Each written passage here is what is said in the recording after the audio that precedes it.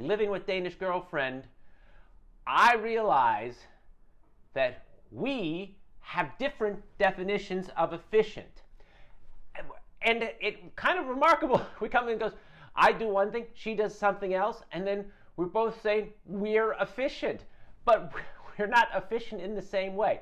So, for example, we're going to start this list of how me and Danish girlfriend, maybe how Danes and Americans differ on how to be efficient. Now, the first one is stocking your kitchen efficiently. We all need to eat, we all want to eat, and want to have things ready when we are hungry. I consider that efficient. So for example, if I get a nice piece of cheese, I want to have a cracker to put it on. If I have a nice salad, I want to make sure that I have a good dressing to enjoy nature's bounty. Danish girlfriend doesn't think we should buy in quantity. I, on the other hand, want to make sure that we have something. And so, for example, when it comes to salad dressing, I always make sure that I have salad dressing. Now, these will not expire anytime soon, and they were on sale. They're normally about $5.50, $6 for each bottle. I got 2 for $7. That's a deal. I consider that efficient. Danish girlfriend says, maybe we don't need that much.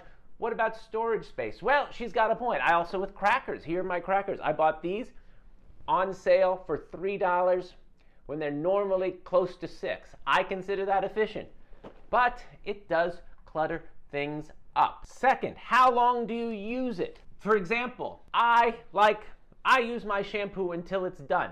Now, if you look at it, this is on its very last, you see it's just coming down here, last leg. It may have one more shampoo in it, I don't know. But 10 shampoos ago, I thought, well, it's almost done, I should throw it out. No, I'm going to beat this shampoo. I'm going to wear it out till it's threadbare. I'm going to make sure that I get her every little last shampoo. Danish girlfriend says it's too much effort. It clutters things up. You're eventually going to have to. She would probably not. She's a little more liberal.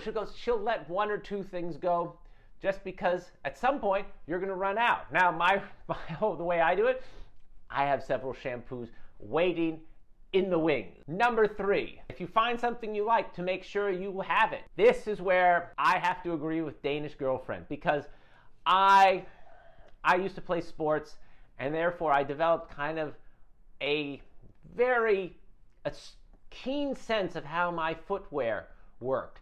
And I do not find footwear that I like very much. So, but when I do, I like to have it. And here's the thing, sometimes you sell out. They sell out, and they discontinue it. And this happened once. I had this pair of shoes, and it was from Clark's, and it was called the Toscano. And I would buy it religiously, and I'd always have one extra. And then they just discontinued it. I called them up. I go, what'd you do? They said, oh, we decided not to make it anymore. And I thought, oh, heck, that's horrible. So then I thought, well, in that case, I'm not going to let this happen again. So when I buy a pair of shoes, and I recently bought one from LL Bean, these nice sneakers, and I bought a pair, and I tried them on, and I walked around. I said, I really like these shoes. And then I thought, wait, they're going to discontinue it, because they did the same thing. They discontinued this pair of walking shoes that you could walk on the beach, and then it would dry out overnight. But they discontinued that. So I said, well, I'm not going to wait. So I went and bought a couple pairs just so I would have them handy. Now, Danish girlfriend says, how efficient is that?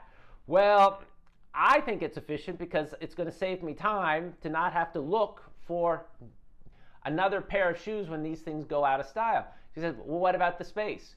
Are you a shoe store? Are you a warehouse? And I go, well, not really. And then she said, that's not efficient, because even if you buy 10 pair, eventually they're going to discontinue them, and then you're going to have to look at it at that point, and you'll be out of practice. You'll be out of practice about looking for things. And then she said, that is not efficient. And I said, you're right.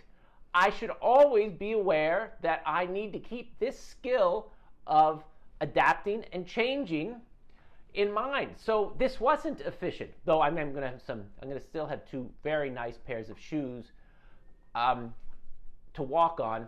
So that gives me a bit of comfort. So it's like, all right, well, I saved myself some trouble in the future. I pushed it off, but really, I gotta hand it to Danish Girlfriend. It wasn't the most efficient thing to do. Number 4, food expiration date. Now, I will tell you, this is something that Danish Girlfriend and I discuss.